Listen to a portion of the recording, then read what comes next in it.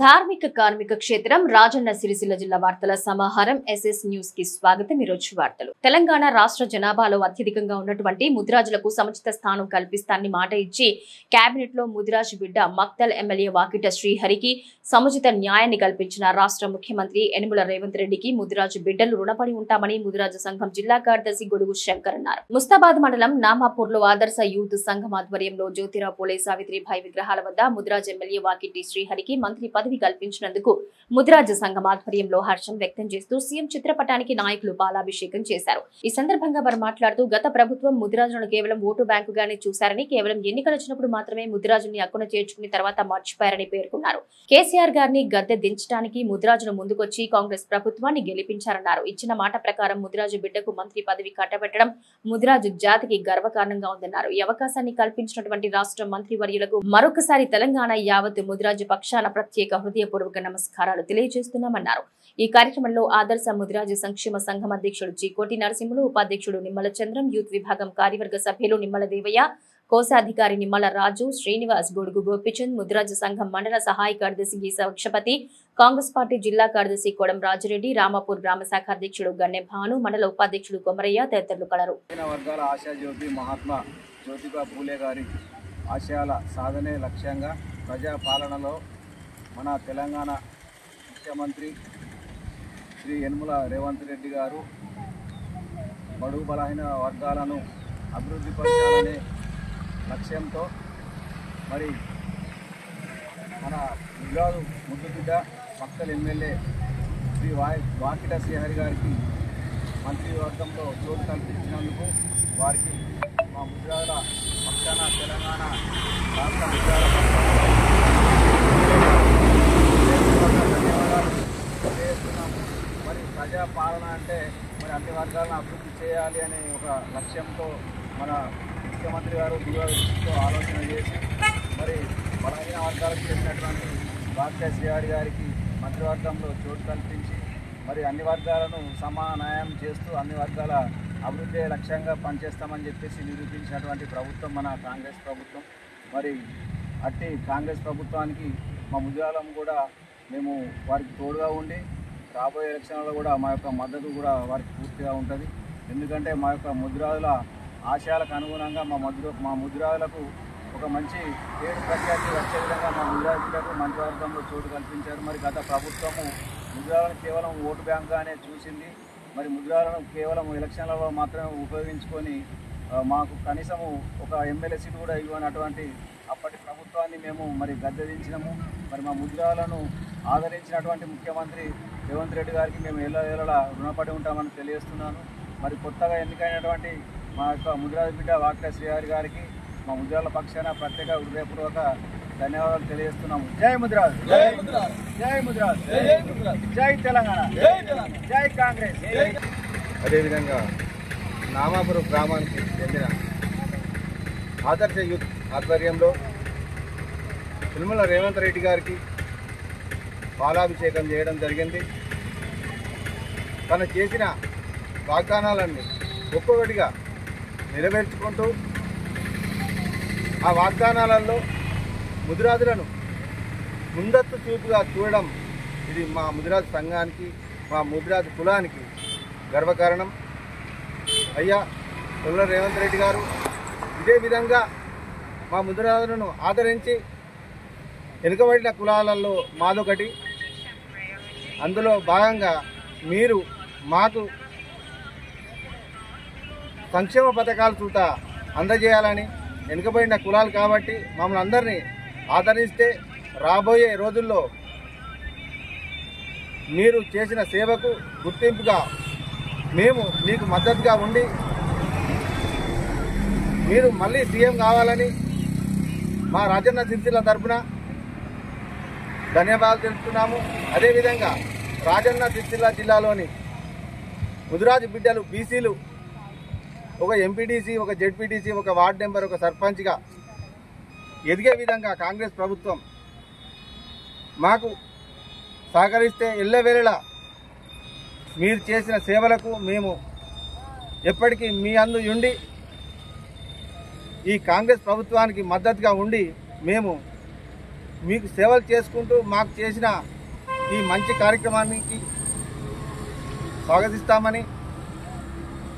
తెలంగాణ రాష్ట్ర ఆర్టీసీ యాజమాన్యం విద్యార్థుల బస్ పాస్ ఛార్జీలు 20% పెంచుతూ తీసుకున్న నిర్ణయాన్ని తక్షణమే వెనక్కి తీసుకోవాలని, జిల్లా వ్యాప్తంగా ఎలాంటి అనుమతులు లేకుండా నడిపిస్తూ అడ్మిషన్స్ చేస్తున్న ప్రైవేటు కార్పొరేట్ పాఠశాలలపై చర్యలు తీసుకోవాలని ఎస్ఎఫ్ఐ రాజన్న సిరిసిల్ల జిల్లా కమిటీ ఆధ్వర్యంలో స్థానిక అంబేద్కర్ చౌరస్తాలో నిరసన వ్యక్తం చేశారు.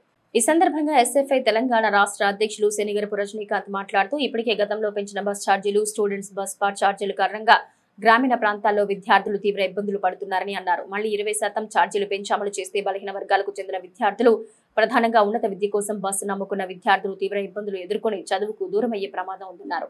ఆర్టీసీ యాజమాన్యం ఇప్పటికే చాలా రూట్లలో విద్యార్థుల కోసం బస్సులు నడపడం లేదని, ఒక పక్క బస్సులు సంఖ్య పెంచి ఉచిత బస్సు సౌకర్యం కల్పించాలని డిమాండ్ వస్తున్న నేపథ్యంలో ఛార్జీలు, బస్ పాసులు పెంచే ఆలోచన చేయడం దుర్మార్గపు చర్యని, తక్షణమే పాసుల ఛార్జీలు పెంపు ఆలోచన విరమించుకోవాలని డిమాండ్ చేశారు. ఈ కార్యక్రమంలో ఎస్ఎఫ్ఐ జిల్లా అధ్యక్షులు కళ్యాణ్ కుమార్, జిల్లా కార్యదర్శి మల్లారపు ప్రశాంత్, జిల్లా గర్ల్స్ కన్వీనర్ సంజన, జిల్లా కమిటీ సభ్యులు సాయి భరత్, శివ, నాయకులు జశ్వంత్, అఖిల్, అక్షయ్, రాకేష్ తదితరులు పాల్గొన్నారు. ఎస్ఎఫ్ఐ రాజన్న సిరిసిల్ల జిల్లా కమిటీ ఆధ్వర్యంలో ఈరోజు అంబేద్కర్ చౌరస్తా వద్ద నిరసన చేయడం జరిగింది. ఈరోజు తెలంగాణ రాష్ట్రంలో ఉన్న కాంగ్రెస్ ప్రభుత్వం ఈరోజు విద్యారంగాన్ని పూర్తిగా నిర్వీర్యం చేస్తున్నది. దానిలో భాగంగానే ఈ రోజు నుండి విద్యార్థులకు సంబంధించిన బస్ పాసులు ఏదైతే బస్ పాసులకు సంబంధించిన 20% ఈరోజు ఛార్జీలు పెంచుతున్నామని చెప్తున్నారు. దీనివల్ల ఈరోజు పేద బడుగు బలైన వర్గ విద్యార్థులు ఈరోజు విద్యకు దూరం చేయడమే అని ఈరోజు సందర్భంగా తెలియజేస్తున్నాం. ఎందుకంటే ఈ రాష్ట్రంలో విద్యార్థులందరూ బస్ పాసుల మీద చదువుకుంటే విద్యార్థుల పైన ఈరోజు వాళ్ళపైన భారం పడే పడుతున్నది. ఇప్పటికే స్కాలర్షిప్ రియంబర్స్మెంట్ రాక విద్యార్థులు చదువులకు దూరం అవుతున్నారు. దానికి భారంగా ఈరోజు అదనంగా ఈరోజు విద్యార్థుల పైన 20% బస్ ఛార్జీలు పెంచిన నిర్ణయాన్ని తక్షణమే వెంటనే వెనక్కి తీసుకోవాలి. దానికి కాకుండానే ఈ రాష్ట్రంలో ఉన్న చదువుకుంటున్న ప్రతి విద్యార్థులకు ఉచితంగా బస్ పాస్ సౌకర్యం కల్పించాలి. ఈ పెంచిన నిర్ణయాన్ని వెనక్కి తీసుకోవాలి. దాంతోపాటు ఈ రాష్ట్రంలో జీవో నెంబర్ 96 ప్రకారం ఈరోజు ప్రైవేట్ కార్పొరేట్ స్కూళ్లలో ఈ టెక్నో, ఒలింపియాడ్, స్మార్ట్ పేర్లతోని సిబిఎస్ స్టేట్ సిలబస్ స్కూళ్లు, సిబిఎస్ కరికులం పేరుతోటి లక్షల రూపాయల ఫీజులతో ఈ రాష్ట్రంలో జరుగుతున్నది. ఈరోజు ఎస్ఎఫ్ఐ డిమాండ్ చేస్తున్నాం, ఈ రాష్ట్రంలో ఫీజుల నియంత్రణ చట్టం తీసుకురావాలి, ఫీజులతో అరికట్టాలి. ఈరోజు ప్రభుత్వ నిబంధనలకు విరుద్ధంగా వ్యవహరిస్తున్న ప్రైవేట్ కార్పొరేట్ స్కూళ్ల పైన చర్యలు తీసుకోవాలని సందర్భంగా డిమాండ్ చేస్తున్నాం. దాంతోపాటు ఈరోజు జూన్ 12వ తేదీన ఈరోజు పాఠశాలలు ప్రారంభం కాబోతున్నాయి. ఈ పాఠశాలలు ప్రారంభమైతే ప్రభుత్వ పాఠశాలలో ఈరోజు అనేక సమస్యలతో ఉన్నాయి. పాఠశాలలు ప్రారంభం కాకముందే ఈరోజు ప్రభుత్వ పాఠశాల మౌలిక వసతులు కల్పించాలి. ఈరోజు ఉపాధ్యాయులను నియమించాలి. దాంతోపాటు విద్యార్థులకు ఎలాంటి ఇబ్బందులు లేకుండా మౌలిక వసతులు కల్పించడానికి కోసం రాష్ట్ర ప్రభుత్వం, దాంతోపాటు జిల్లాలో ఉన్న ప్రజాప్రతినిధులు, మంత్రులు కూడా ఖచ్చితంగా ఈరోజు మౌలిక వసతులు కల్పించడానికి కోసం కృషి చేయాలని, అదేవిధంగా ఈ రాష్ట్రంలో అద్దె భవనంలో దాదాపుగా ఈరోజు వందలాది గురుకులాలు అద్దె భవనంలో కొనసాగుతున్నాయి. గతంలో జగిత్యాల జిల్లాలో గురుకులాలకు కనీస మౌలిక వసతులు లేకుంటే పాము కాటు గురైన విద్యార్థులు మరణానికి ఈరోజు ప్రభుత్వమే కారణమైన పరిస్థితి ఉన్నాయి. కాబట్టి అద్దె భవనంలో కొనసాగుతున్న గురుకులాలకు, సంక్షేమ హాస్టళ్లకు సొంత భవనాలు నిర్మించాలి. పెరిగిన ధరకు అనుగుణంగా ఏదైతే మెస్ ఛార్జీలు పెంచడమని చెప్పుకుంటున్నారో ఆ మెస్ ఛార్జీలు అన్నింటినీ కూడా ఖచ్చితంగా ఈ రాష్ట్రంలో ఇంప్లిమెంటేషన్ చేయాలని ఈ సందర్భంగా డిమాండ్ చేస్తున్నాం. రానున్న రోజుల్లో తెలంగాణ రాష్ట్రంలో విద్యారంగ సమస్యల పరిష్కారం కోసం ఎస్ఎఫ్ఐ సమరశీల పోరాటాలకు సిద్ధమైతాయని ఈ సందర్భంగా రాష్ట్ర ప్రభుత్వాన్ని ఈరోజు హెచ్చరిస్తున్నాం. బస్ ఛార్జీలను ఏదైతే 20% పెంచిరో దాన్ని వెంటనే తగ్గించాలని చెప్పేసి ఈరోజు ఎస్ఎఫ్ఐ రాజన్న సిరిసిల్ల జిల్లా కమిటీ ఆధ్వర్యంలో నిరసన కార్యక్రమం చేపడతా ఉన్నాం. ఓవైపు ఇప్పటికే తెలంగాణ రాష్ట్రంలో 8,000 కోట్ల పైచిలకు రూపాయలు స్కాలర్షిప్లు, ఫీజు రియంబర్స్మెంట్ బకాయిలు ఉండి పేద విద్యార్థులు చదువుకు దూరం చేస్తున్నటువంటి తరుణంలో మరి విద్యా సంవత్సరం ప్రారంభంలోనే ఈరోజు పేద విద్యార్థులను మరింత విద్యకు దూరం చేసేందుకు ఈ బస్ పాస్ ఛార్జీలను పెంచడానికి ఈ ప్రభుత్వం తీసుకున్నటువంటి నిర్ణయాన్ని ఎస్ఎఫ్ఐ పూర్తిగా వ్యతిరేకిస్తాంది. మరి వెంటనే ఈ నిర్ణయాన్ని వెనక్కి తీసుకోకపోతే ఎస్ఎఫ్ఐ రాష్ట్ర వ్యాప్తంగా ఉద్యమాలు చేయడానికి కూడా వెనుకాడబోదని చెప్పేసి కూడా ఈ సందర్భంగా డిమాండ్ చేస్తున్నాం. అంతేకాకుండా ఈ విద్యా సంవత్సరం ప్రారంభం కాకముందే ఈ జిల్లాలో అనేక తోకపేర్లు పెట్టుకొని అనేక ప్రైవేటు, కార్పొరేట్ పాఠశాలలు విద్యార్థులను, వారి తల్లిదండ్రులను మోసం చేయడానికి ప్రకటనలు చేస్తూ ఎలాంటి పర్మిషన్ లేకుండా జిల్లాలో ఈరోజు క్యాంపెయినింగ్ చేస్తున్నటువంటి పరిస్థితి ఉంది. మరి ఇప్పటికే ఎస్ఎఫ్ఐ ఆధ్వర్యంలో జిల్లా విద్యాశాఖ అధికారులకు నేను చెప్పినప్పటికీ కూడా ఏ ఒక్క పాఠశాలను తనిఖీ చేసినటువంటి పరిస్థితి లేదు, దేన్ని కూడా సీజ్ చేసినటువంటి పరిస్థితి లేదు. ఈరోజు ఏదైతే కార్పొరేట్ యాజమాన్యాలు ఇస్తున్నటువంటి కాసుల కక్కుతు మరి ఈరోజు తనిఖీలు చేయకపోవడం సిగ్గు చేయడానికి చెప్పేసి ఈ సందర్భంగా డిమాండ్ చేస్తూ ఉన్నాం. ఇప్పటికైనా జిల్లా విద్యాశాఖ యంత్రాంగం అనుమతి లేకుండా ఏదైతే పాఠశాల నడిపిస్తా ఉన్నారో వాటిని సీజ్ చేయకపోతే ఎస్ఎఫ్ఐ ఆధ్వర్యం అట్టి పాఠశాలల ముందు మేము ధర్నాలు చేయడానికి కూడా వెనుకాడబోమని చెప్పేసి ఈ సందర్భంగా డిమాండ్ చేస్తున్నాం. అంతేకాకుండా జూన్ 12 నుంచి పాఠశాలలు ప్రారంభం కాబోతా ఉన్నాయి. ఇప్పటికే 2-3 నెలలు మూసివేసి ఉన్నటువంటి పాఠశాలలు 12 నుంచి ప్రారంభం కాబోతున్నాయి. కాబట్టి మరి పూర్తిలో సావెంజర్లు నియమించాలి, మరి ఉపాధ్యాయులు నియమించాలి. ఎలాంటి సమస్యలు లేకుండా విద్యార్థులకు విద్య బోధించడం కోసం సౌకర్యాలు కల్పించాలి, మౌలిక సౌకర్యాలు కల్పించాలని చెప్పేసి కోరుతా ఉన్నాం. మరి అద్దె భవనాల్లో నడుస్తున్న గురుకులాలు కావచ్చు, కేజీబీలు కావచ్చు, సంక్షేమ హాస్టళ్లు కావచ్చు, వీటన్నిటి సొంత భవనాలు నిర్మించాలని చెప్పేసి కూడా ఈ సందర్భంగా కోరుతా ఉన్నాం. ఈ జిల్లాలో సమగ్రంగా విద్యారంగ అభివృద్ధి కోసం ఎస్ఎఫ్ఐ అనేటువంటి నిరంతరం పాటుపడతా ఉంది. మరి ఈ విద్యా సంవత్సరంలో పక్కా ప్రణాళికతో ప్రభుత్వ విద్యారంగ పరిరక్షణ కోసం ఎస్ఎఫ్ఐ అనేటువంటిది ముందుకు వెళ్తా ఉంది. కాబట్టి ఏదైతే ఈ సమస్యలు పరిష్కరించకపోతే ఎస్ఎఫ్ఐ ఆధ్వర్యంలో నిరంతర ఉద్యమాలు పోరాటాలు చేయడానికి వెనుకడబోమని చెప్పేసి కూడా ఈ సందర్భంగా డిమాండ్ చేస్తా ఉన్నాం. తెలంగాణను పాడి పంటలతో సస్యశ్యామలం చేసేందుకు నిర్విరామంగా శ్రమించి నిర్మించిన కాళేశ్వరం ప్రాజెక్టుపై కమిషన్ వేసి కేసీఆర్ ను అవమానపరచాలని చేస్తున్న ప్రచారాలను నిరసిస్తూ ఇల్లంతకుంట మండల బీఆర్ఎస్ నాయకులు మధ్యమానేరు జలాశయంపై కేసీఆర్ చిత్రపటానికి పాలాభిషేకం నిర్వహించారు.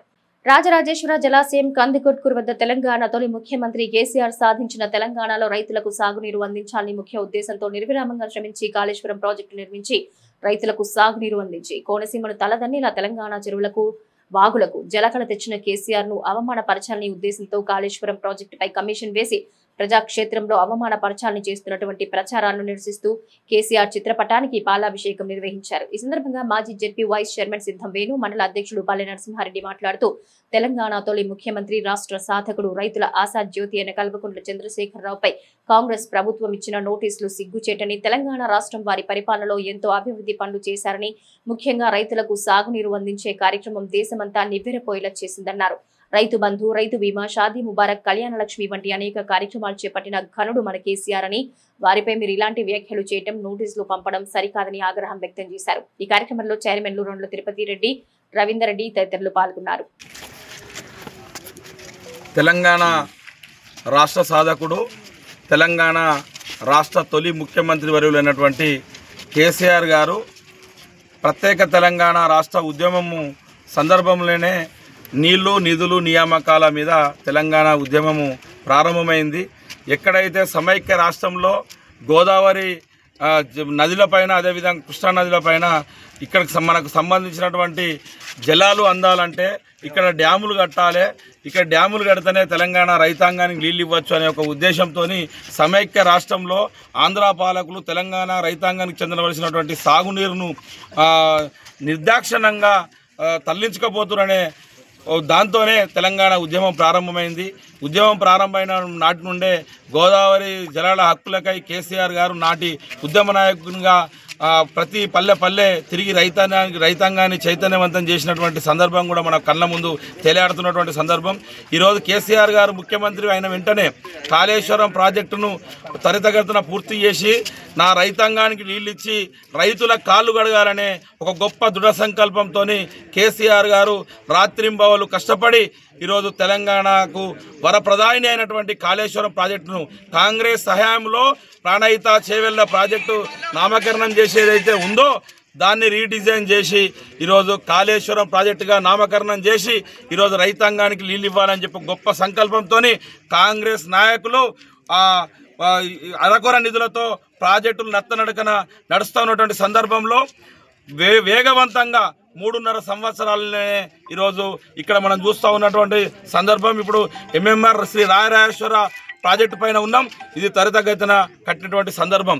గతంలో ఇక్కడ కట్టినటువంటి కాంగ్రెస్ పార్టీ ఇప్పుడున్నటువంటి మంత్రి కోమటిరెడ్డి వెంకరెడ్డికి సంబంధించినటువంటి కుటుంబానికి సంబంధించినటువంటి కాంట్రాక్ట్ సంస్థ అయినటువంటి వాళ్ళు ఇక్కడ కట్టినటువంటి కట్ట మొదటి సంవత్సరంలోనే తెగిపోయినటువంటి సందర్భం కూడా మనం అందరం కళ్ళారా చూసినాం. కానీ అప్పుడు కమిషన్ల పేరిట అప్పుడు మన కాంగ్రెస్ నాయకులను వేధించినటువంటి సందర్భం లేదు. కానీ ఇప్పుడు కేసీఆర్ గారు కాళేశ్వరం కట్టి ఈరోజు ముఖ్యంగా మిట్ట ప్రాంతమైనటువంటి రాజన్న సిరిసిల్ల జిల్లా కానీ, ఈరోజు ఇల్లంతకుంట మండలం కానీ, ఈరోజు బెజ్జంకి మండలం కానీ, ఇక్కడ పోతే బోయినపల్లి మండలం కానీ కాళేశ్వరం జలాలు ఇవ్వాలని ఒక దృఢ సంకల్పంతో అంతకుముందు వాళ్ళు ప్రాణహిత చేవెలలో అనంతగిరి దగ్గర అన్నపూర్ణ ప్రాజెక్ట్ ఏదైతే ఉందో ఇప్పుడు అప్పుడు 1.5 TMC మాత్రమే ఉండే. ఎందుకు ఉండే అంటే కాంగ్రెస్ నాయకులు ఇక్కడ ఉన్నటువంటి నీటిని తరలించకపోవాలి కానీ ఇక్కడ ఉన్నటువంటి రైతాంగాన్ని గురించి వాళ్ళు ఆలోచన చేయలే.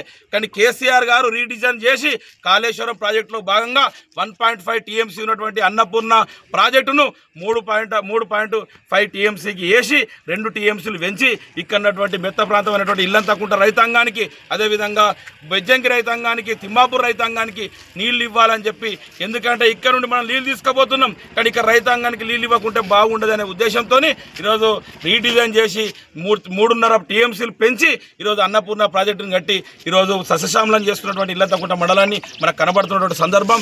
గతంలోనే మనం చూసినాం ఇక్కడ నెరలు పడిన నేరలు, నల్లరేగళ్ళు, ఇక్కడ నీళ్ళు లేక అల్లమాడిపోయినటువంటి రైతాంగాన్ని చూసినాం. కానీ కేసీఆర్ గారి కాళేశ్వరం జలాలతో యుద్ధ ప్రాతిపదికన ప్రాజెక్టులు పూర్తి చేసుకొని రాత్రింబవలు కష్టపడి అప్పుడున్నటువంటి ఇరిగేషన్ మంత్రి హరీష్ రావు గారు కానీ నిద్ర లేకుండా ఇక్కడ రాత్రులు డ్యాముల విన్నే పడుకొని ఈరోజు కాళేశ్వరం ప్రాజెక్టులో కట్టినటువంటి సందర్భాన్ని చూసినప్పుడు కూడా ఈ కాంగ్రెస్ నాయకులు కేసీఆర్ గారి ప్రతిష్ట కాళేశ్వరంతో పెరిగిపోయింది.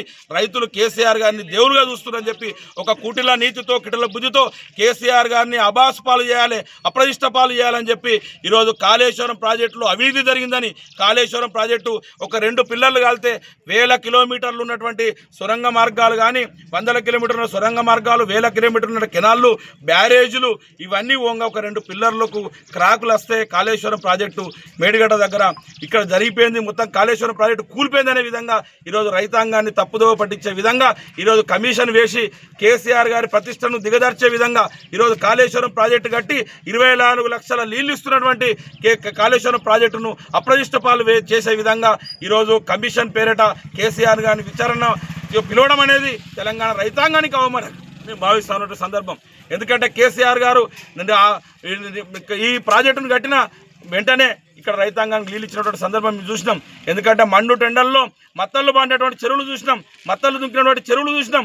కాబట్టి కేసీఆర్ గారిని అప్రతిష్ట పాలు చేస్తే అప్రతిష్ట పాలయ్యే వ్యక్తి కేసీఆర్ గారు ఈరోజు తెలంగాణ ప్రజల రైతుల గుండెల్లో చిరస్థాయిగా ఈరోజు కాళేశ్వరం ప్రాజెక్టుతో నీళ్ళు ఇచ్చినటువంటి వ్యక్తిగా మనం చూస్తూ ఉన్నాం. ఈరోజు ఇక్కడ ఉన్నటువంటి 2015లో తెలంగాణ రాకముందు, ఈ డ్యాములు కట్టకముందు ఇక్కడ ఉన్నటువంటి వ్యవసాయ భూములకు 2 లక్షలు, 3 లక్షలు, 4 లక్షల రూపాయలు ఉండే. కానీ కేసీఆర్ గారు నీళ్ళు ఇచ్చిన తర్వాత, డ్యాములు కట్టిన తర్వాత రైతులు రాజుగా చేయాలనే లక్ష్యంతో ఇలా 50 లక్షలు, ₹1,00,00,000 ఎకరం పలుకుతుంది, 40 లక్షలకు ఎకరం పలుకుతుంది, ₹1,00,00,000 రోడ్డు పండి కలుపుతుంది. అంటే కేవలం కాళేశ్వరం జలాలం, కాళేశ్వరం ప్రాజెక్టుతోనే గుర్తుంచుకోవాలని చెప్పి ఈ కాంగ్రెస్ నాయకులకు మాట్లాడుతున్నాం. కాంగ్రెస్ నాయకులు మతిలేని మాటలు మాట్లాడుతూ ఉన్నారు. ఈరోజు మతి తప్పి గతిలేని మాటలు మాట్లాడుతూ ఉన్నారు. ఏమి వాళ్ళు ఇచ్చినటువంటి 6 గ్యారంటీలు అమలు చేయక ఏదో కమిషన్ల పేరిట కాలయాపన చేయాలని చెప్పి ఈరోజు కాంగ్రెస్ ప్రభుత్వం, ముఖ్యమంత్రి రేవంత్ రెడ్డి తీరు మనం చూస్తూ ఉన్నాం. ఈరోజు ఎక్కడికక్కడికి పోయినా, ఎక్కడి ఎమ్మెల్యేలు పోయినా, ఏ కాంగ్రెస్ పార్టీ ఎమ్మెల్యేలు ఎక్కడ తిరిగినా గ్రామ సభ పేట ప్రజలు తిరస్కరించబడుతున్నారు. కాబట్టి ఈరోజు కమిషన్లు చేసి కేసీఆర్ను అప్రతిష్ట పాలు చేసి మైండ్ డైవర్ట్ చేయాలనే ఒక కుట్రలో భాగంగానే ఈ కమిషన్లు తప్ప వేరేది కాదని చెప్పి ఈ సందర్భంగా తెలియజేస్తూ కేసీఆర్ గారు ప్రజల గుండెల్లో, రైతులు ముఖ్యంగా తెలంగాణ రైతాంగం గుండెల్లో చిరస్థాయిగా కాళేశ్వరం ప్రాజెక్టు కట్టి ఈరోజు ఒక దేవుని లెక్క ఉండడని చెప్పి ఈ భావిస్తూ ఉన్నారని సందర్భంగా తెలియజేస్తూ కేసీఆర్కు ఏదైతే కమిషన్ పేరిట విచారణకు పిలుస్తూ ఉన్నారో దాని తీరు రాజరాజేశ్వర జలాశయం దగ్గర, ఈ సార్ కట్టించినటువంటి డ్యామ్ దగ్గర ఈరోజు వారికి పాలాభిషేకం చేసి రైతులతో చేయడం జరిగింది.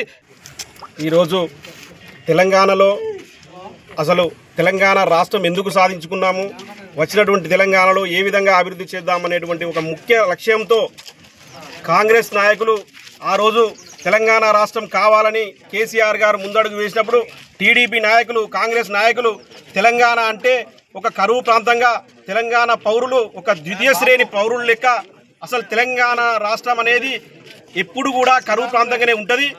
ఎంతో ఎత్తుగా ఉన్నటువంటి ప్రాంతానికి నీళ్ళు ఏ విధంగా వస్తాయా, మీ దగ్గర ప్రాజెక్ట్ ఎట్లా కడతారు, నీళ్లు పళ్ళ మెరుగు, నిజం దేవుడెరుగు అనేటువంటి నినాదాలు పేపర్లో చేస్తూ ప్రసంగాల్లో చెప్తున్నటువంటి సందర్భాలు.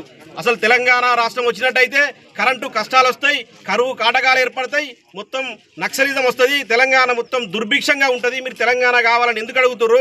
తెలంగాణ అంటే మేమే పరిపాలకులం, మేము పాలిస్తేనే మీరు ఇంత సుభిక్షంగా ఉంటారు తప్ప మీకు పాలన రాదు, మీకు చేత కాదు అనేటువంటి పరిస్థితుల నుంచి తెలంగాణను సాధించుకొని 1 సంవత్సర కాలంలోనే ప్రతి రైతుకు 24 గంటల కరెంటును, విద్యుత్తును అందజేసినటువంటి ఘనత కేసీఆర్ గారిది.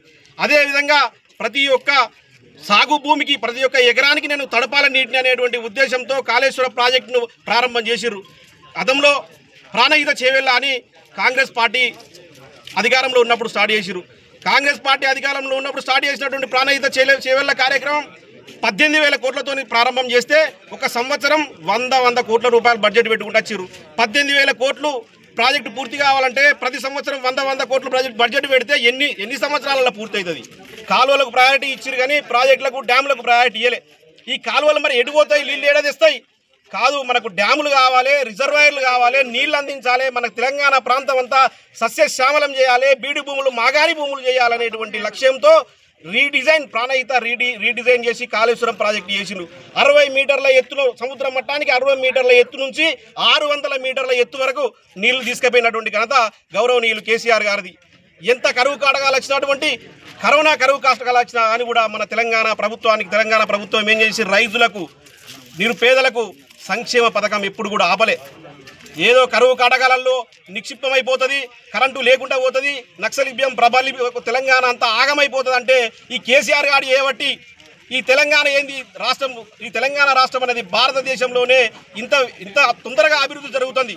భారతదేశం మొత్తం 2 సంవత్సరాలు అన్ని సంక్షేమ పథకాలు వెనుక ముందు ఆలోచన చేసుకుంటూ ఇచ్చారు. కానీ ఎక్కడ కూడా రైతు బంధు కానీ, రైతు బీమా కానీ, పెన్షన్స్ ఇచ్చేటువంటి కానీ ఏవి కూడా ఆపకుండా కళ్యాణ లక్ష్మి, సాది ముబారక్ ప్రతి ఒక్క సంక్షేమాన్ని కేసీఆర్ గారు కరోనా కరువులో కూడా అందజేసినటువంటి ఘనతను చూసి కేసీఆర్ గారి మీద ఎట్టి పరిస్థితుల్లో మనం ఒక నిందలు ఆరోపణలు చేసి ఆయనను ఈ యొక్క రాష్ట్రానికి మళ్ళీ ముఖ్యమంత్రి కాకుండా చేయాలనేటువంటి కక్షతో టీడీపీ, కాంగ్రెస్, బీజేపీ అన్ని పార్టీలు ఏకమై కాంగ్రెస్ అధికారం వచ్చేలా చేసిర్రు. రైతులందరినీ మోసం చేసి తెలంగాణ ప్రజలందరికీ అన్ని అవినీతిమైనటువంటి మాటలు చెప్పి బూటకపు వాగ్దానాలు ఇచ్చి అధికారంలోకి వచ్చిర్రు. అధికారంలోకి వచ్చిన తర్వాత వాళ్లకు పరిపాలన చేయడం సాధగాక కేసీఆర్ గారి మీద ఇంకా నిందలు మోపుతున్నారు.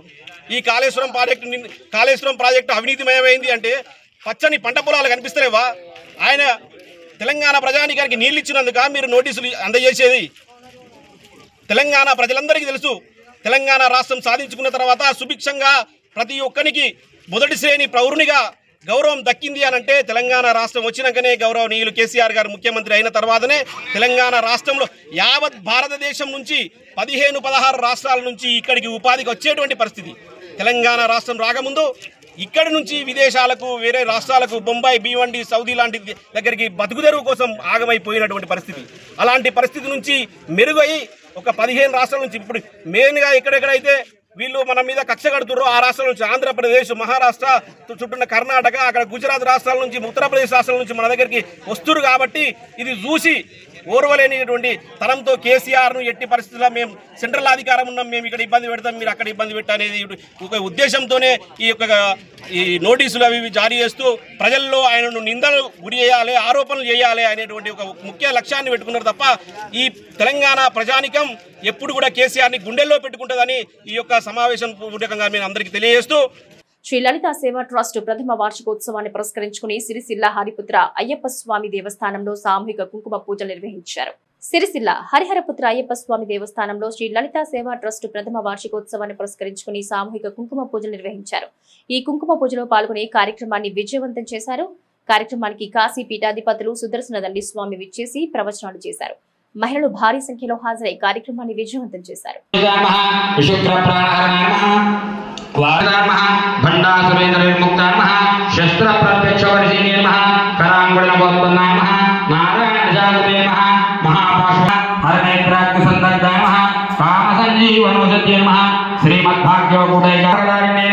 మూలమంత్రాత్మికాయ నమః మూఢకూటత్రేకళే పరాయ నమః కుడామృదైకరసకాయ నమః కుడసంకేతపాలిన్యే నమః కుడాంగనాయ నమః కుడాంతస్థాయ నమః కౌళిన్యే నమః కుడయోగిన్యే నమః అకులాయ నమః సమయాంతస్థాయ నమః సమయాంతస్థాయ నమః రుద్రకవిభేదిన్యే నమః సహస్రాంతరేషే నమః భవానే నమః భావనాయ నమః భవానే నమః భద్రప్రియాయ నమః భద్రమూర్తే నమః భక్తశోభాయ నమః భక్తిప్రియాయ నమః భక్తిగమ్యాయ నమః భక్తివశ్యాయ నమః సర్వాణ్యే నమః సర్వదాయ నమః శాంతయే నమః శ్రీగణాయ నమః నిష్కలాయ నమః శాంతాయ నమః నిష్కామాయ నమః నిర్మోక్తమాయ నమః నిత్యముక్తాయ నమః నిర్వికారాయ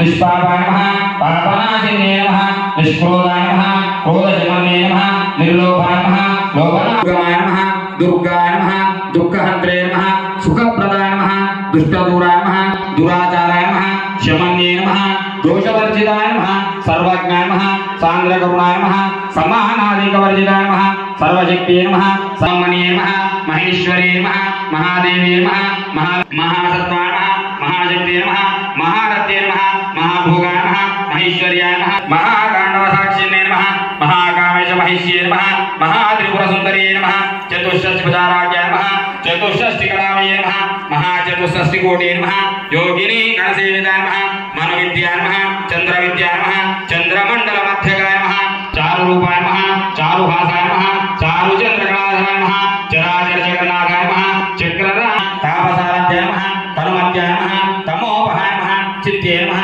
తత్పదలక్ష్యాయ నమః చిదేకరస్వరూపిణ్యే నమః స్వాత్మానందవిభూత్యే నమః బ్రహ్మాధ్యానందసంతత్యే నమః పరాయ నమః ప్రత్యక్తిరూపాయ నమః పశ్యంతే నమః పరదేవతాయ నమః మధ్యమాయ నమః నిత్యాషోడశికారూపాయ నమః శ్రీకంఠాధ్వజవేదిన్యే నమః ప్రభావతే నమః ప్రభారూపాయ నమః ప్రసిద్ధాయ నమః పరమేశ్వరే నమః మూలప్రకృతే నమః అవ్యక్తాయ నమః వ్యక్తావ్యక్తస్వరూపిణ్యే నమః వ్యాపిన్యే నమః వివిధాకారాయ నమః చిజ్జక్తే నమః చేతనారూపాయ నమః జలజక్తే నమః జలాత్మకాయ నమః గంధేయ నమః విఘ్నాశినే నమః తేజోవత్యే నమః ప్రియాయ నమః లోలాక్షే నమః కామరూపిణ్యే నమః మాయే నమః హంసినే నమః మాత్రే నమః మలయాచలవాసినే నమః.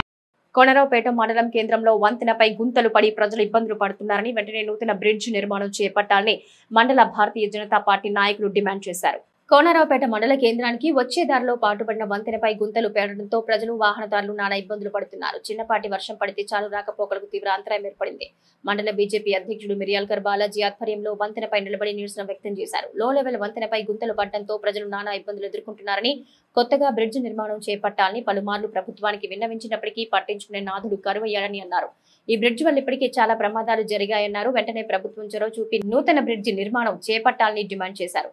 ఈ కార్యక్రమంలో మాజీ జెడ్పీటీసీ పల్లం అన్నపూర్ణ, మాజీ ఎంపీపీ తీగల రవీందర్ గౌడ్, జయశ్రీ, బైరగోని సురేష్, సురేష్ రావు, విజయ్, రాజు, తిరుపతి శ్రీనివాస్, పాలకుర్తి శ్రీనివాస్ పాల్గొన్నారు. కోనరావుపేట సిరిసిల్ల రహదారి కోనరావుపేట మండల కేంద్రానికి కూతవేట దూరంలో ఉన్నటువంటి ఈ బ్రిడ్జ్ కాళేశ్వరం ప్యాకేజ్ నుంచి వస్తున్నటువంటి సీపేజ్ వాటర్ నిరంతర ప్రక్రియగా ఇక్కడ నుంచి వెళ్తూ ఉన్నాయి. అలాగే రోజు ఉద్యోగరీత్యా వెళ్తున్న అధికారులు కావచ్చు, అత్యవసర పరిస్థితుల్లో ఉన్న అంబులెన్స్ కావచ్చు, ఇదే గుంతల రోడ్లో ప్రయాణం చేసి రేపు పొద్దున ఏదైనా ఇబ్బంది ఉన్నది అంటే ఈ రోడ్లో ప్రయాణించడానికి చాలా ఇబ్బంది. అలాగే ఈ రోడ్లో ఈ లో లెవెల్ బ్రిడ్జ్ మీద చాలామంది పడ్డారు, దెబ్బలు తాకినాయి, ఫ్యామిలీస్ పడ్డాయి. అయినా కూడా పట్టించుకోకుండా నిమ్మకు నీరెత్తనట్టు నిద్రపోతున్నటువంటి రాష్ట్ర ప్రభుత్వం కళ్ళు తెరిచి వెంటనే ఈ హై లెవెల్ బ్రిడ్జ్ నిర్మించాలని భారతీయ జనతా పార్టీ తరఫున డిమాండ్ చేస్తూ ఉన్నాం. ప్రజలను మభ్యపెట్టి గద్దెనెక్కినటువంటి ప్రభుత్వం ప్రజల కోసం ఏం చేయలేదు అని చెప్పడానికి ఇది ఒక బ్రిడ్జ్ నిదర్శనం. గుంతలు పడి నీళ్లు పోతూ ఉన్నాయి, జనాలు జారి పడుతూ ఉన్నారు. అలాగే ఇక్కడ ఒక హాస్పిటల్ ఉంది, ఇక్కడ ఎంఆర్ఓ ఆఫీస్ ఉంది. రోజు అధికారులు వెళ్తూ ఉంటారు, అధికారులు వస్తూ ఉంటారు. దీన్ని ఎందుకు దృష్టి పెట్టట్లేదు? ఇది వెంటనే దీనిపైన దృష్టి సారించి తొందరగా హై లెవెల్ బ్రిడ్జ్ నిర్మించాలని భారతీయ జనతా పార్టీ తరఫున డిమాండ్ చేస్తూ ఉన్నాం. జిల్లా ఆర్యవైశ్య సంఘం ఆధ్వర్యంలో 10వ తరగతిలో అధిక మార్కులు సాధించిన విద్యార్థులకు ప్రతిభా పురస్కారాలను అందించారు. రాచర్ల గొల్లపల్లి ఎడ్యుకేషనల్ సొసైటీ మరియు జిల్లా ఆర్యవైశ్య సంఘ ఆధ్వర్యంలో ఈరోజు విద్యార్థులకు ప్రతిభా పురస్కారాలను అందించారు. సిరిసిల్ల ఆర్యవైశ్య సంఘంలో ఏర్పాటు చేసిన ప్రత్యేక కార్యక్రమంలో ఆర్యవైశ్య సంఘం జిల్లా అధ్యక్షుడు అల్లాడి శ్రీనివాస్ చేతుల మీదుగా జిల్లాలోని 13 మండలాల్లో అధిక మార్కులు సాధించిన విద్యార్థులకు పురస్కారాలు అందించారు.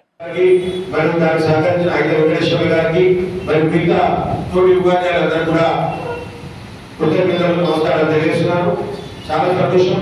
ఎందుకంటే ఇప్పుడు 10th పాస్ అయిన విద్యార్థులు ఇంటర్మీడియట్ ఒక మంచి కాలేజీలో జాయిన్ కావాలని చెప్పేసి వాళ్ళ కళ ఉంటుంది. ప్లస్ చాలా మంది విద్యార్థులు వేసే భోజనం ఏంటంటే వాళ్ళు 10th బ్యాచ్ లో వాళ్ళ ఫ్రెండ్స్ అందరూ కలిసి అరే మనం ఎంపీసీ పోదామా బైపీసీ పోదామా అని చెప్పేసి వాళ్ళు డిసైడ్ అయ్యి వాళ్ళ తల్లిదండ్రులతో ఒత్తిడి చేస్తే సరే పిల్లలు ఏది కోరుకుంటే అది చదివిద్దామని చెప్పేసి తల్లిదండ్రులు ఆకువల్లి వెళ్తున్నారు. తల్లిదండ్రులు గమనించాలి. ఎందుకంటే ఒక తండ్రిగా నాకు 3 అబ్బాయిలు, నేను చేసిన మొదటి తప్పు ఏంటంటే మా అబ్బాయి బైపీసీ తీసుకుంటున్నప్పుడు నేను సంతోషంగా సరే వాడు బైపీసీ ఇంట్రెస్ట్ ఉంది కదా అని బైపీసీ పంపించాను. కానీ మన వైశ్యులకు ఈ రిజర్వేషన్ ప్రకారము ఒక ఇంటర్మీడియట్ తర్వాత ఎంసెట్ రాసినప్పుడు 5,000 లోపల ర్యాంక్ వస్తేనే మంచి మంచి టాప్ కాలేజీల వాసవిలో కానీ సిబిఐలో కానీ విఎన్ఆర్ విజ్ఞానుల్లో కానీ 5,000 లోపల ర్యాంక్ వస్తేనే మనకు సీట్ వచ్చే అవకాశం. తర్వాత 10,000 లోపల ర్యాంక్ వస్తే సెకండ్ కేటగిరీలో మనం కొన్ని కాలేజీలు ఉంటాం. తర్వాత పోతే మళ్ళీ మనం 15 లక్షలు 20 లక్షలు డొనేషన్ పెట్టి సంవత్సరానికి 3-4 లక్షల రూపాయలు ఫీజులు కట్టుకుంటూ తల్లిదండ్రులు మోయలేని భారాన్ని కష్టాన్ని మీకు చెప్పకుండా పిల్లలు ఎక్కడ బాధపడతారో అని చెప్పి ఆ కష్టాన్ని వాళ్ళ కడుపులోనే దాచుకొని మిమ్మల్ని ఎంతగానో కష్టపడి చదివిస్తున్నారు. దయచేసి గమనించాలి పిల్లలందరూ. ఏదైతే ఒక డాక్టర్ కావాలనే కళ అందరికీ ఉంటుంది, ఇంజనీరింగ్ కావాలనే కళ అందరికీ ఉంటుంది. కానీ మన స్తోమత, మన తల్లిదండ్రుల స్తోమత ఎలా ఉందంటే ఈరోజు డాక్టర్ గా మనం నీటిలో ర్యాంక్ ఉండకపోయినా ఎంసెట్ లో ఒక మంచి ర్యాంక్ ఉండకపోయినా రేపు ఉన్నత విద్యకు పోవాలంటే చాలా డబ్బుతో పోతున్న పని. అలాంటి డబ్బు మనం సరే ఉండి చదివించిన వాళ్ళు వేరు, లేకపోతే ఒక ఇప్పుడు ఈ రోజు ఎంబీబీఎస్ ఇవ్వాలంటే ఇలా ₹1 ఇవ్వాల్సి వస్తుంది. అట్లాంటిది మనం వాళ్ళకి ఇంట్రెస్ట్ ఉన్నా కూడా ఇప్పుడు నేను చేసిన తప్పు ఏంటంటే నా పెద్ద అబ్బాయిని ఎంబీబీఎస్ పంపి ఇక్కడ సీట్ రాకపోతే బయట దేశం పంపించాను. బయట దేశం పంపించాక కరోనా టైంలో మళ్ళీ అప్పటికి వాడు అయిపోయింది వచ్చాడు. వచ్చినాక ఇక్కడ ఒక ఎగ్జామ్ పెడతారు మన ఇండియన్ గవర్నమెంట్ ఎఫ్ఎంజీ ఎగ్జామ్. అది ప్రతి సంవత్సరం 6 నెలలకు ఒకసారి ఎన్నిసార్లు అయినా రావచ్చు. 30,000-20,000 మంది రాస్తే 10% రేషియోగా పాస్ అవుట్ చేయలేదు. దానికి మళ్ళీ రికౌంటింగ్ ఉండదు, నశిస్తాన రికౌంటింగ్ ఉండదు. వాడు మనకు మార్కులు షో చేయడు. 150-300 మార్కుల పేపర్ 150 మార్కులు పాస్ అవుట్ అవుతుంది. మా అబ్బాయి 149 వచ్చిపోయి 146 వచ్చిపోయి 144 వచ్చిపోయి ఆ మార్కులు షో చేయరు. ఢిల్లీకి అక్కడ కూడా వెళ్ళాము ఎఫ్ఎంజీ కూడా మార్కులు షో ఏంటంటే లేదు లోపలికి చూసేస్తా నువ్వు ఫెయిల్ అయిన సంతకం పెట్టా వెళ్ళిపోమంటారు. అదే తను ప్రైవేట్ గా పనిచేసుకుంటున్నాడు. ఒక డిఎంఓగా డ్యూటీ మెడికల్ ఆఫీసర్ గా వేరే హాస్పిటల్ జాబ్ చేస్తున్నాడు, 60,000 ఇస్తున్నాడు. కానీ ఒక అథెంటిక్ తెలంగాణ గవర్నమెంట్ ఒక ఎఫ్ఎంజీ సర్టిఫికేట్ అంటే ఆ ఎగ్జామ్ పాస్ అయితే మన తెలంగాణ గవర్నమెంట్ వాళ్ళు సర్టిఫికేట్ ఇస్తారు. తర్వాత గవర్నమెంట్ జాబ్ చేసుకోవచ్చు, పీజీ పోవచ్చు. అయితే అప్పుడు వాడు ర్యాంక్ రాకపోయేసరికి నాకు లాంగ్ టైం చేయడం ఇంట్రెస్ట్ లేక నేను వాడిని బయట దేశం పంపించడం అనేది వచ్చిన తర్వాత ఇప్పుడు అంటే ఈ కాలయాపన అనేది సమయం బాగా వృధా అవుతుంది. ఎప్పుడైతే వాళ్ళు ఒకవేళ కోరినా కూడా మనం మన కుటుంబ పరిస్థితులను మన వాతావరణాన్ని బట్టి ఇప్పుడు ఎంపీసీ కానీ సిఈసీ కానీ మిగతా వాటిని కూడా మనం ప్రోత్సహించి మనం తొందరగా అంటే ఎంపీసీ చేసిన పిల్లలు తొందరగా యాక్సిడెంట్. చాలా మంది ఇళ్లలో సాఫ్ట్వేర్ ఉద్యోగాలు చేసి వాళ్ళ కుటుంబాలన్నీ ఎక్కడికో తీసుకెళ్ళారు, అమెరికా వేరు. ఎక్కడ చిన్న చిన్న తరగతి ఉన్న కుటుంబాలు కూడా ఈరోజు ఎంతో పెద్ద స్థాయి. ఏమైందంటే ఎడ్యుకేషన్ లో ఉన్న లోపాలు, మనకున్న రిజర్వేషన్, మనకున్న ఈ డబ్బులు ఇవన్నీ కూడా దృష్టిలో పెట్టుకొని మీరు మంచి గైడెన్స్ చేసి ఇంకా తెలియకపోతే మన విద్యార్థులు మనకి ఉపాధ్యాయులు అడిగి ప్లస్ పెద్దలు అడిగి ఎట్లా పోతే మా పిల్లలు ఇంటర్మీడియట్ నుంచి డిగ్రీ పోయినప్పుడు ఎట్లా పోవాలి. ఇప్పుడు 5 ఎకరాలు చెప్పారు, వాళ్ళ డిగ్రీ చేస్తే మేము తర్వాత జాబ్ ఇస్తామన్నారు. అలాంటి సోర్స్ ఉన్న కాడ మన విషయాలు తెలుసుకొని మనం ఏ రకంగా ముందు పోతే మన పిల్లలు తొందరగా సెట్ అవుతారు లైఫ్ గా. ఎందుకంటే ఇప్పుడున్న ఆహార అలవాట్లు అనుకోండి, ఏదైనా అనుకోండి, అందరికీ ఆరోగ్యపరంగా కూడా ఇబ్బందులు అవుతున్నాయి. తొందరగా పిల్లలు సెట్ అయిందంటే వాళ్ళు కూడా మెంటల్ గా కానీ ఫిజికల్ గా కానీ ఆ కుటుంబాలు స్థిరపడతాయి. కాబట్టి దయచేసి అందరు గమనించాలి. ఎందుకంటే వైశ్యులకు ఈ రిజర్వేషన్ భారంతో ఈ రిజర్వేషన్ గవర్నమెంట్ చేసిన కార్యక్రమాలతో కూడా మనం వెనుకంజలో ఉంటాం. అందుకని మన లోపల ఇలాంటి ఎడ్యుకేషన్ సొసైటీ వాళ్ళు మరియు మహాసభ ఇట్లాంటి కార్యక్రమాలు చేసుకుంటూ రేపు విద్యాపరంగా ఎవరికైనా ఆర్థిక పరంగా కూడా ఇబ్బంది ఉన్నా కూడా ఆవులాంటి వాళ్ళ సంస్థలను మహాసభ సంప్రదిస్తూ కూడా వాళ్ళు చేయూతనిస్తారు, వాళ్ళ చదువు కూడా ఉపయోగపడతారు. అలాగే మరియు రాజకీయ వెంకయ్య గారికి మరియు ఎడ్యుకేషన్ సొసైటీ గారు కూడా మాకు చిన్న విన్నపం ఏంటంటే సిరిసిల్ల పట్టణం అన్ని మండలాలకు ఆటంక సిటీ కాబట్టి ఇక్కడ కూడా ఒక వాసవి ఎడ్యుకేషన్ సొసైటీని ఏర్పాటు చేసి దానికి మన అలాంటి అందరి పిల్లల్ని కూడా మన పిల్లలను మన కళ్ళ ముందర తీర్చిదిద్ది ఉత్తీర్ణం చేసి వాళ్ళకు మంచి స్థాయిలో ఉంచాలని చెప్పేసి మీ అందరి పెద్దలందరూ కోరుకుంటున్నా. దానికి జిల్లా సంఘం పక్షాన మేమందరం సహాయ సహకారాలు అందిస్తాం. ఎందుకంటే ఒక మనం ఈ రోజు ఏదో వాళ్ళకి సన్మానం చేసి వాళ్ళని బాధ్యతలు మర్చిపోయేటట్టు కాకుండా ఈ ఆటోమొబైల్ సిటీలో కూడా మీ ఎడ్యుకేషన్ పరంగా ఇంకా చాలా మంది పెట్టుబడిదారులు ఉన్నారు. ఒక మంచి కార్పొరేట్ స్థాయిగా ఎడ్యుకేషన్ విధానాన్ని ఇక్కడ కూడా మీరు ప్రమోట్ చేస్తే దానికి సిరిసిల్లలో పెద్దలందరూ కూడా సహకరిస్తాం. ఎందుకంటే ఉపాధ్యాయులు ఉన్నారు, వాళ్ళకి రిలేట్ టైంలో కూడా మంచి మంచి క్లాసులు తీసుకుంటారు. అంటే వాళ్ళు గవర్నమెంట్ జాబ్ చేసుకున్నా కూడా మిగతా సమయాల్లో కూడా వీళ్ళకు కోచింగ్ క్లాసులు కానీ ఇంకేదైనా కానీ మనం కూడా మన పిల్లలకు స్ఫూర్తించే విధంగా కార్యక్రమాలు తీసుకుపోయి వాళ్ళను కూడా ఉద్యోగం చేయాలని చెప్పేసి కోరుకుంటూ ఈ అవకాశం ఇచ్చిన అందరూ కూడా నమస్కారం, ధన్యవాదాలు తెలియజేసుకుంటూ ఈ వార్తలు ఇంతటితో సమాప్తం. తిరిగి ప్రసారమయ్యే SS న్యూస్ లో మళ్ళీ కలుసుకుందాం. అంతవరకు సెలవు, నమస్కారం.